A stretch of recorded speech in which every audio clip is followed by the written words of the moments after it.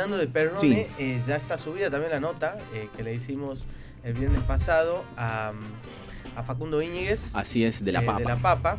Ya está subida a YouTube para los que quieran escuchar, que ellos están editando las obras de Perrone también. Son una de las dos editoriales, la otra es Falta en Vido.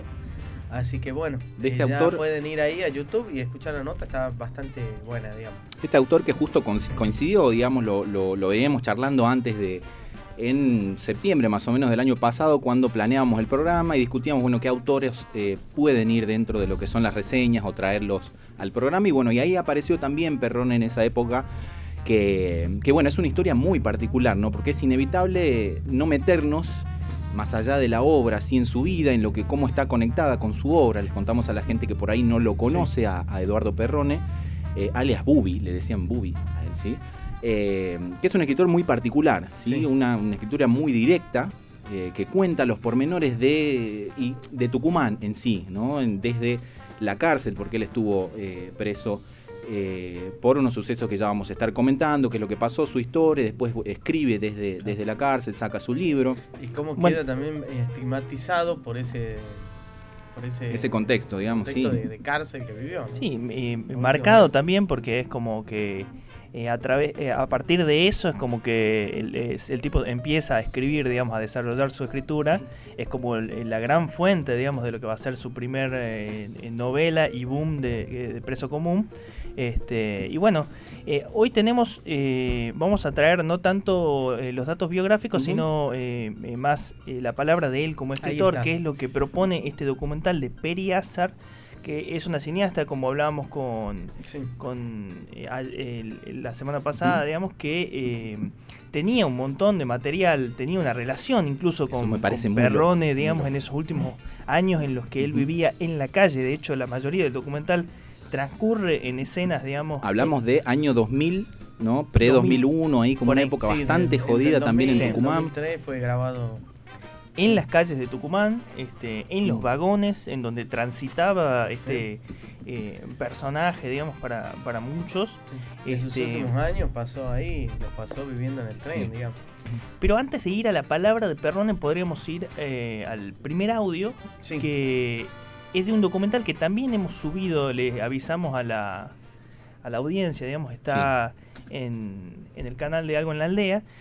Un documental en el que hablan distintos conocidos de él, entre ellos Adina Lizárraga, que es un preso político que conoció a Perrone en Villa Urquiza, Mario Casacci, que es poeta y amigo, Pablo Brandán y Demetrio Conidares, que son vecinos, Leandro Iramain, amigo, y Lorenzo Verdasco, el gran Lorenzo Verdasco, escritor y bueno, fundador de una organización que rescató la obra de Perrone mucho tiempo, que es Los Salieres de Perrone. Tremendo. Escuchamos este primer audio en el que lo presentan a él. Un tipo humilde, un tipo muy... con todo lo que él escribió y lo otro, no era pedante ni tampoco se jactaba de ser un gran escritor. Era un underground. Escribía y vivía como eso. Yo creo que Perrone ha sido un desilusionado de la existencia. Perrone es un mito, es una especie como de ícono del escritor, digamos, olvidado, postergado. Perrone fue un capo. Él era de esas personas que creían que el arte va a redimir al ser humano, ¿no? A nosotros. Ahí estaba cómo lo describen sus amigos, sus vecinos, la gente que lo conocía, cómo lo presentan y cómo lo recuerdan también, ¿no? De acuerdo a cada uno su actividad. Escuchamos vecinos, poetas también que lo presentaban, digamos, y cada uno con su visión también, ¿no? De los que lo conocieron un poco más, ¿sí? Dando su visión de lo que les parecía su vida, o lo que a mí me parece impresionante recorrer. Y también volviendo a lo del documental que me pareció curioso también que se pierdan muchas horas de grabación de ese documental, de registros que son históricos, ¿no? Porque no hay, si ustedes googlean, por ejemplo, a Perrone, van a encontrar que no hay tanto material, más allá de su obra o de los fragmentos que pueda haber, no hay tanto material testimonial de él, ¿no? Claro, registrado. Sí. Siendo que es un autor que vivió en Buenos Aires, que tuvo mucho reconocimiento ahí, ¿no? En la época, pero no hay registros por ahí escritos o documentados de Perrone. Bueno, en el próximo audio ya entramos en lo que es el documental estrictamente y y habla de la llegada a Buenos Aires, ¿sí? De cómo él busca una editorial, de lo que significaba el Centro Editor de América Latina, la publicación de Preso Común, de su segundo libro también, y de lo que significaba ser una persona conocida y conocer a amigos como Soriano, por ejemplo. Escuchamos. Yo había dejado las copias en varias editoriales y a la mayoría cuando fui a ver al tiempo que me decían vengo dentro de tanto tiempo, las copias estaban como la había dejado y llena de tierra, ni la habían abierto, que no conocía a nadie y estaban acostumbrados a que todos los días vayan 10, 15, 20 personas, 30, 50 con copias. Fue por calle Cangallo, estaba el Centro Editor de América Latina, era considerado una editorial subversiva, zurda, por la mente de los milicos obtusos, cuadrados, hijos de eso que teníamos. Y bueno, hablé con el hombre con un hombre de ahí, varón, creo que era, no me acuerdo. Me dice, mire, no le prometo nada, déjeme los originales, yo lo voy a ver. Y yo le voy a decir si son aceptables o no son aceptables. Y bueno, cuando volví a los 15 días, me dice, ahí están sus originales. Son buenos los originales, dice, una novela publicada. Vaya que ya está todo arreglado. Era como si se te abriese así todo de golpe, después de tantas cosas. Y de ahí que fui a la Flor, pues no sé si iba a seguir escribiendo. Pero después ya las cosas se dan y a uno le entra a gustar y después se convierte como un hábito. Y después de esto, yo ya me acordé de lo que era la vida acá de los prostíbulos, de las prostitutas, del tráfico de droga, de la policía venal y todo eso. Y yo la empecé a escribir a Visita francés completa. Y Visita es autobiográfico en parte. En el principio ese que tiene, en la caída de los lugares esos donde se vendía la droga. Para ellos soy Maradona de ellos, de los prostitutos, prostitutas, vendedores de droga, de los tipos de mal ambiente así de ese círculo. A mí me quieren todos, ¿no? Le iba a ganar, pero por muerte, como se dicen los caballos de carrera en el hipódromo, cuando un caballo lo pasa a otro y este otro queda parado como poste y el otro le saca cemento, Visita francés completo, a Preso Común lo iba a robar. Pero a los 4 meses entró el gobierno militar y lo prohibieron. Mientras tanto ya me había hecho amigo de Osvaldo Soriano, de gente que fueron personajes después de la literatura acá en la Argentina, la literatura de cambio que hubo en esa época. Y bueno, ya entré a que se me hagan más fácil las cosas, porque ya era una persona conocida. Cuando yo tuve que han prohibido 10 libros, que entre esos lo prohibieron a Visita, que lo consideraban inmoral y todo lo demás. Y era porque hablaba de los prostíbulos, las prostitutas, y que la policía son los primeros que viven de eso y del tráfico de blanca. Eso es lo que contaba. No, cuando salió el libro yo estaba en Buenos Aires. Y como lo que hablaba era de Tucumán, a mí no me molestó nadie. Tremendo lo que cuenta la lucidez, ¿no? Que tenía el tipo, estaba ahí en la calle hablando como si nada. A mí me parece, aparte, ahí nos muestra también lo que es el escrito del interior, ¿no? La dificultad en ese momento todavía mayor de acceder a editoriales, de poder publicar. Si no ibas a Buenos Aires no te daban. Exactamente. La dificultad también de escribir lo que sea también, porque el contexto de los militares y cómo a él lo prohíben, digamos. Eso es un hito muy importante, porque otra sería la historia, si no hubiese habido la dictadura del 76, tal vez estamos hablando de otro Perrone, digamos. Claro, jugó mucho el contexto, totalmente, jugó muchísimo el contexto en el que estaba viviendo en ese momento. Y a mí me parecía también curioso el tema de cómo él retrata la hipocresía, ¿sí? Tanto podemos hablar desde su radiografía de la sociedad tucumana, o la cuestión de ir a Buenos Aires para tener su obra publicada, o el reconocimiento que se le puede dar, siendo que era un escritor que no hacía goce de su reconocimiento, ¿no? Que no lo buscaba, ¿sí? Y me pareció también curioso, hay una reseña que hace María Fernanda Brito, que habla un poco también de ese Perrone que no tenía pelos en la lengua y que denunciaba, sí, a su forma esta hipocresía de la sociedad tucumana también, ¿no? Y no solo tucumana, sino que también habla en un capítulo de Catamarca también, retratando los vínculos que tenía la policía con la prostitución, sabiendo y regenteando todos los lugares, teniendo conocimiento, también con la venta de droga, y hablaba de esa hipocresía de que, bueno, los 8 de diciembre todos iban peregrinando hacia la Virgen, ¿no?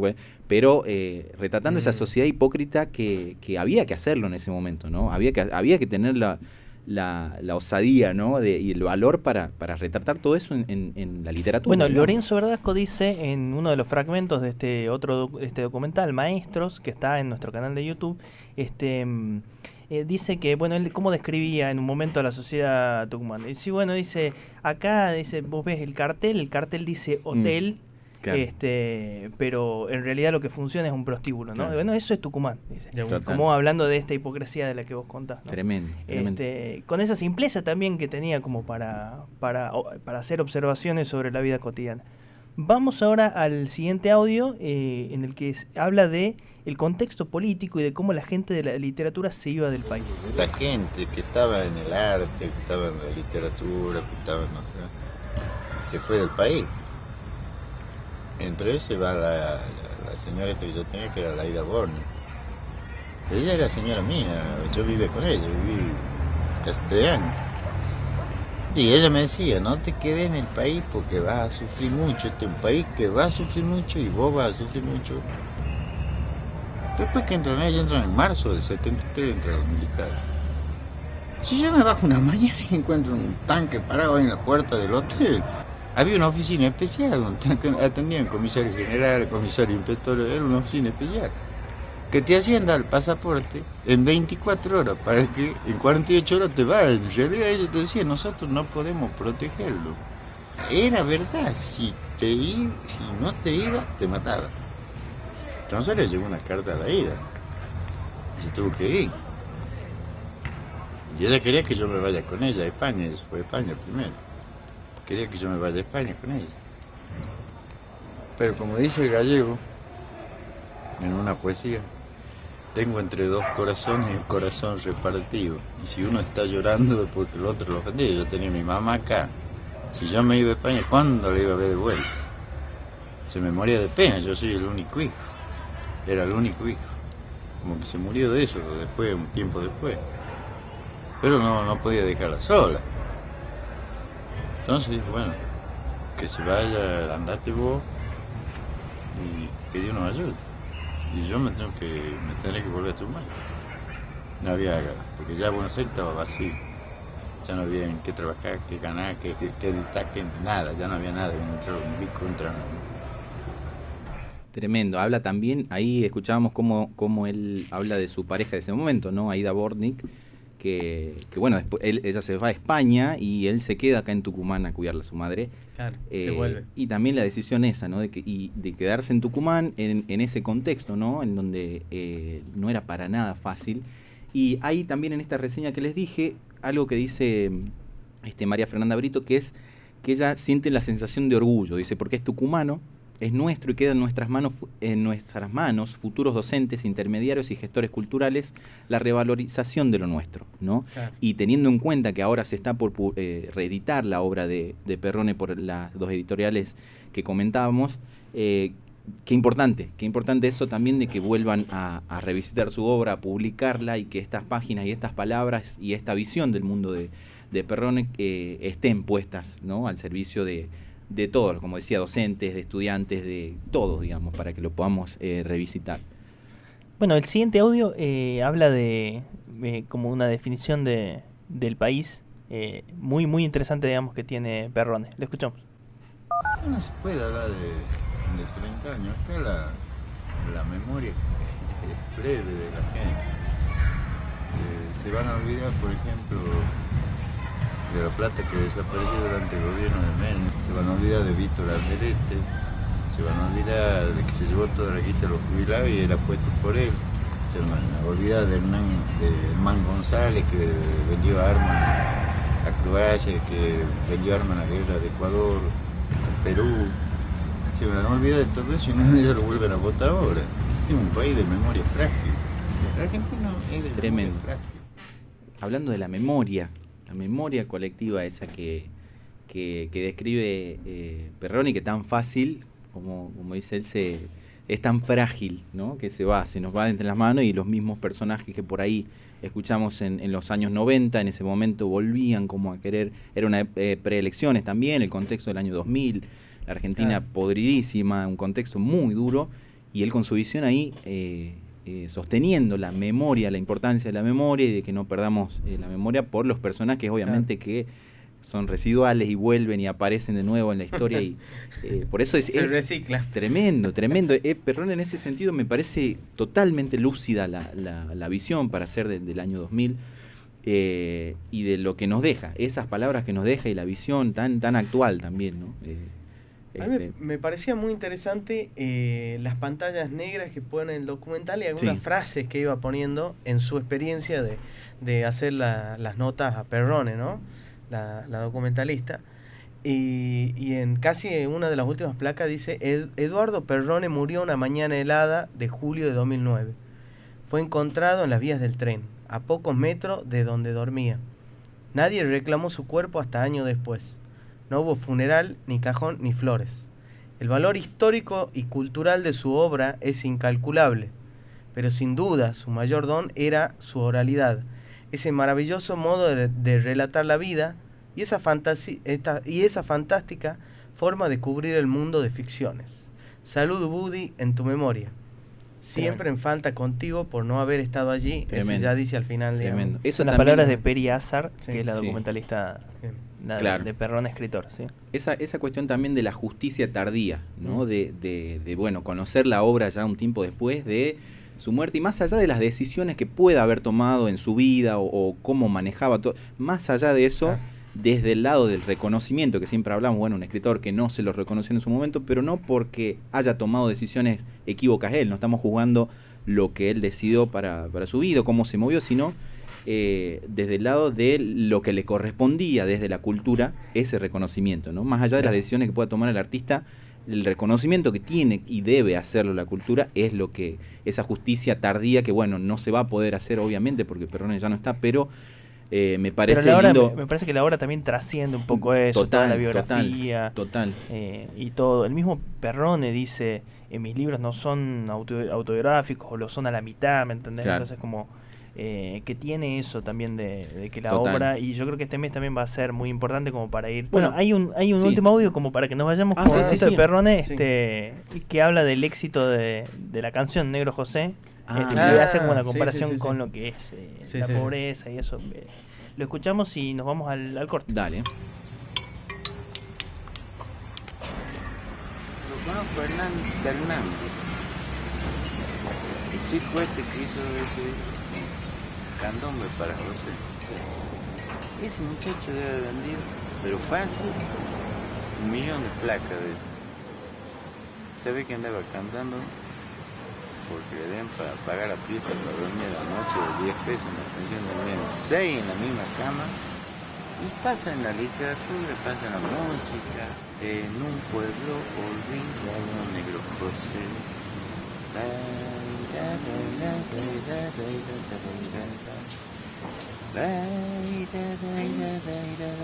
Negro José.